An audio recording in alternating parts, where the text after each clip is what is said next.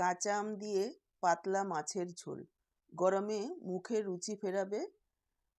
দুপুরে ভাতের সাথে অসাধারণ লাগে। এইভাবে আম দিয়ে মাছ রান্না করলে অনেক সময় অনেকের কাছেই মাছের আষ্টে গন্ধ লাগে, সে কারণে মাছ খেতে চায় না। আমি আজকে যেভাবে মাছটা রান্না করব, একটু আষ্টে গন্ধ থাকবে না, থাকবে সাথে অনেক টিপস।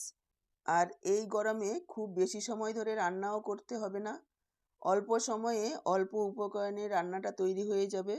তো চলুন দেরি না করে রেসিপিটা দেখে নেওয়া যাক। নমস্কার বন্ধুরা, সোমার রান্নাঘরের আরও একটা নতুন পর্বে আপনাদের সবাইকে অনেক অনেক স্বাগত জানাই। আজকে অসাধারণ স্বাদের এই মাছের ঝোলের রেসিপিটা করার জন্য দেখুন, আমি এখানে 500 গ্রাম কাতলা মাছের প্যাটের মাছ নিয়েছি। আপনারা যে কোনো বড় মাছ দিয়ে এটা করতে পারবেন, এমনকি ছোট মৌরলা পুঁটি দিয়েও করা যাবে। রুই, কাতলা, পোনা যে কোনো মাছ দিয়ে এটা করা যাবে। মাছগুলোকে খুব ভালোভাবে ধুয়ে নিয়েছি। এবার মাছের মধ্যে দিয়ে দিচ্ছি হাফ চা চামচ লবণ, আর দিয়ে দিচ্ছি হাফ পাতিলেবুর রস। 1 চা চামচ পরিমাণ হবে। আপনাদের কাছে যদি লেবুর রস না থাকে ভিনিগারও দিতে পারেন। এবার লবণ আর লেবুর রস মেখে মাছগুলোকে 10 থেকে 12 মিনিট রেখে দেবেন। তারপর খুব ভালোভাবে ধুয়ে নিতে হবে। এতে করে মাছের আষ্টে গন্ধও চলে যাবে আর মাছের স্বাদও বাড়বে। মাছ কিন্তু যত ভালোভাবে ধোয়া হবে ততই মাছের স্বাদ বেড়ে যাবে। দেখুন, আমি লবণ আর লেবুর রসটা মেখে রেখে দিলাম। 10 মিনিট পর ফিরে এসে মাছগুলোকে দেখুন খুব ভালোভাবে আরও 3-4 বার জল পাল্টে পাল্টে কষলে ধুয়ে নিচ্ছি। মাছগুলোকে ভালোভাবে ধুয়ে নেওয়ার পর এইভাবে একটু চিপড়ে তুলবো, যাতে মাছের মধ্যে এক্সট্রা জলটা না থাকে। দেখুন, সবগুলো মাছ খুব ভালোভাবে ধুয়ে নিয়েছি। এবার দিয়ে দিচ্ছি পরিমাণ মতো লবণ, দিয়ে দিচ্ছি একটু হলুদ গুঁড়ো। লবণ আর হলুদ মেখে আবারও 10 থেকে 15 মিনিট রেখে দেব। এতে করে মাছের ভেতরে লবণটা ঢুকে যাবে, মাছগুলো রান্নার পর খেতে ভালো লাগবে। মাছগুলোকে লবণ হলুদ মেখে সাইডে রেখেছি। আর এদিকে দেখুন, নিয়েছি একটা কাঁচা আম। আমটার ওয়েট 150 গ্রাম। আমি এখানে 500 গ্রাম মাছের জন্য একটাই কাঁচা আম নিয়েছি। আমের পরিমাণ আপনারা নিজেদের ইচ্ছে অনুযায়ী কম বেশি করে নিতে পারবেন। অনেক সময় অনেক আম খুব বেশি টক হয়, আবার একটু টক কমও হয়, সেই বুঝে আপনারা যোগ করবেন। কাটার সময় একটু আম কেটে মুখে দিয়ে দেখতে পারেন।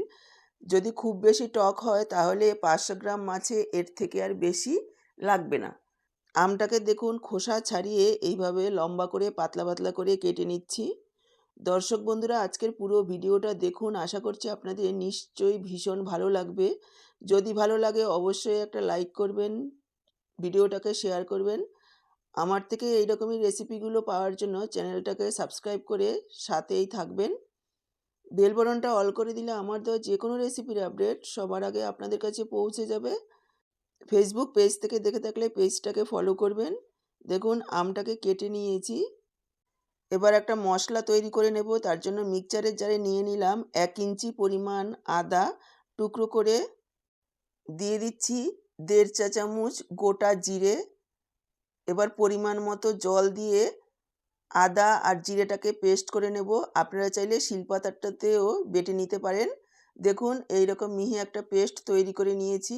এবার এখানে অনেকেই বলবেন যে অল্প মশলা ভালো পেস্ট হয় না, কিন্তু দেখতেই পেলেন অল্প একটু জিরা আর একটু আদা খুব সুন্দরভাবে পেস্ট হয়ে গেছে। কারণটা হচ্ছে, যখন পেস্ট করবেন এর মধ্যে সামান্য পরিমাণে একটু লবণ দিয়ে দিতে হবে, কিন্তু রান্নার সময় আবার লবণের পরিমাণটা অবশ্যই বুঝে দেবেন, তাহলে খুব সুন্দরভাবে পেস্ট হয়ে যাবে। এবার গ্যাস অন করে দেখুন কড়াই বসিয়ে দিয়ে দিলাম সর্ষের তেল। কড়াইটাকে প্রথমে খুব ভালোভাবে গরম করে নিতে হবে, তারপর তেলটাকে দিতে হবে। এতে করে আর মাছগুলো ভেঙে যাবে না, আমরা মাছগুলোকে ভেজে নেব। তেল গরম হয়ে যাওয়ার পর দেখতেই পেলেন আমি হাফ চা চামচ লবণ দিয়ে দিয়েছি। এতে করে মাছগুলো কড়াতে আর লেগে যাবে না। লবণ দেওয়ার পর তেলটাকে খুব ভালোভাবে ছড়িয়ে নিতে হবে, আর তারপর মাছগুলোকে দিতে হবে। তেলটা ধুয়ো ওঠা পর্যন্ত গরম করে নেওয়ার পর মাছগুলো দিয়ে দিলাম। প্রায় 1.5 থেকে 2 মিনিট অপেক্ষা করব। তারপর মাছগুলোকে দেখুন উল্টে দিচ্ছি। দেখতেই পেলেন একটাও মাছ কড়াতে কিন্তু লেগে যায়নি। আর একটাও মাছ ছোট হোক বা বড় কোনো রকমেই ভাঙবে না এইভাবে যদি কড়াই গরম করে নেওয়া হয়। আর একবারে খুব বেশি পরিমাণে মাছ দেবেন না। যতটা তেলের মধ্যে আসবে ততটাই দেবেন, এতে করে আর মাছ ভাঙবে না। উল্টে দেওয়ার পর আরও 1.5-2 মিনিট ভেজে নিয়েছি। উল্টে পাল্টে একেবারে লালচে করে মাছগুলোকে ভেজে নিয়েছি। প্রথম ব্যাচেরটা ভেজে তুলে দ্বিতীয় ব্যাচেরটা দিয়ে দিলাম। দেখুন দ্বিতীয় ব্যাচেরটাও এইভাবেই উল্টে পাল্টে ভেজে নিচ্ছি। মাছগুলোকে কড়াতে এমনভাবে দিতে হবে যাতে সাইডে উল্টাবার জায়গা থাকে। একটা মাছের উপরে আরেকটা খুব বেশি না উঠে যায়, তাহলে আর মাছগুলো ভাঙবে না। দেখতেই পেলেন কতটা সুন্দরভাবে মাছগুলো ভেজে তুলে নিলাম, একটাও কিন্তু ভাঙেনি। এবার বাকি যে তেলটা রয়েছে তার মধ্যে আমি দিয়ে দিচ্ছি ছোট 1 চা চামচ পাঁচফোড়ন আর 4টে চেরা কাঁচা লঙ্কা। এবার একেবারে লো ফ্লেমে পাঁচফোড়ন আর কাঁচা লঙ্কাটাকে একটু ফাটতে দিতে হবে। তবে ভেজে কিন্তু একেবারেই কালো করবেন না, তাহলে তেতো হয়ে যেতে পারে। ফোড়নটা যখন সুন্দর গন্ধ বের হবে তখন আমরা দিয়ে দেব আদা আর জিরার পেস্ট। মিক্সচারের জারটা ধুয়ে অল্প পরিমাণে একটু জল দিয়ে দিলাম, অনেকটাই মশলা লেগেছিল। এবার 1 মিনিট মতো এইভাবে নাড়াচাড়া করে একটু কষিয়ে নেব যাতে আদার কাঁচা গন্ধটা চলে যায়। দেখুন প্রায় 1 মিনিট মতো কষিয়ে নিয়েছি। এবার আমি যোগ করে দিচ্ছি সামান্য একটু হলুদ গুঁড়ো। যেহেতু টক দিয়ে মাছটা রান্না করা হবে, খুব বেশি পরিমাণে হলুদ দেবেন না, তাহলে হলুদের গন্ধ আসবে। এটাও একটা সাধারণ টিপস, অনেকেই হয়তো জানেন। আর যোগ করে দিলাম 1 চা চামচ কাশ্মীরি লাল লঙ্কার গুঁড়ো। কাশ্মীরি লাল লঙ্কার গুঁড়োটা আমি কালারের জন্য দিয়েছি, আপনারা চাইলে নাও দিতে পারেন, সম্পূর্ণ অপশনাল। হলুদ আর লঙ্কার গুঁড়োটা দেওয়ার পর আরও 1-1.5 মিনিট একেবারে লো ফ্লেমে কষিয়ে নিতে হবে। এখানে কিন্তু কাঁচা লঙ্কার ঝালেই ঝাল হবে, সেই পরিমাণ বুঝে ঝালটা যোগ করবেন। এবার পুরো মশলাটা কষিয়ে নেওয়ার পর এখানে আমি যোগ করে দিলাম কেটে রাখা আম। আমগুলোকেও একটু নাড়াচাড়া করে নেব। যোগ করে দিলাম পরিমাণ মতো লবণ। তবে আম কিন্তু খুব বেশি সময় কষানোর প্রয়োজন নেই। যোগ করে দিলাম 1/2 চা চামচ চিনি। এতে মিষ্টি হবে না, স্বাদের ব্যালেন্স হবে। নুন চিনিটা দেওয়ার পর আরও কিছুক্ষণ নাড়াচাড়া করে নিলাম। এবার আমি যোগ করে দেব পরিমাণ মতো জল। জলের পরিমাণটা আপনারা যতটা ঝোল রাখবেন সেই পরিমাণ বুঝে যোগ করবেন। যেহেতু এটা পাতলা মাছের ঝোল, পাতলা করলেই ভালো লাগবে, সেই পরিমাণ বুঝে জলটা যোগ করবেন। আমি এখানে প্রায় 2 কাপ পরিমাণ জল যোগ করে দিচ্ছি। মিশিয়ে নিয়ে ঢাকা দেব। ঢাকা দিয়ে 3 থেকে 4 মিনিট হাই ফ্লেমে ফুটিয়ে নেব। খুব বেশি সময় রান্না করার প্রয়োজন নেই, এই সময়ের মধ্যেই আমগুলো সেদ্ধ হয়ে যাবে। দেখুন ঢাকা দিয়ে প্রায় 3-4 মিনিট ফুটিয়ে নিয়েছি। এবার আমি যোগ করে দেব ভেজে রাখা মাছগুলো। মাছগুলো দেওয়ার পর আবারও ঢাকা দিয়ে 3-4 মিনিট ফুটিয়ে নেব হাই ফ্লেমে।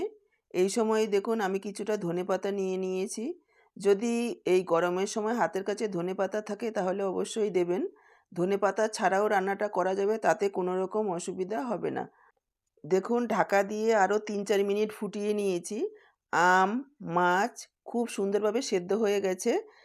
এই সময় লবণ, ঝাল একটু চেক করে নেবেন, যদি প্রয়োজন হয় তাহলে যোগ করে দিতে হবে। এবার আমি যোগ করে দেব 1 চা চামচ কাঁচা সর্ষের তেল। এই সময় কাঁচা সর্ষের তেলটা দিলে স্বাদ অনেক গুণ বেড়ে যাবে। আর যোগ করে দিলাম কিছুটা ধনেপাতা কুচি। মিশিয়ে নিয়ে গ্যাসটাকে অফ করে দেব আর ঢেকে রেখে দেব 5 মিনিট। 5 মিনিট পর দেখুন পরিবেশন করে দিচ্ছি।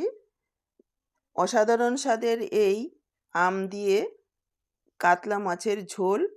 আজকের পুরো ভিডিওটা দেখে কেমন লাগলো কমেন্ট বক্সে জানাতে ভুলবেন না। ভালো লাগলে লাইক, শেয়ার আর সাবস্ক্রাইব করে সাথেই থাকবেন। ফেসবুক পেজ থেকে দেখে থাকলে পেজটাকে ফলো করবেন। আজকে এই পর্যন্ত। আবার দেখা হবে নতুন কোনো রেসিপির সাথে। সবাই ভালো থাকুন, সুস্থ থাকুন।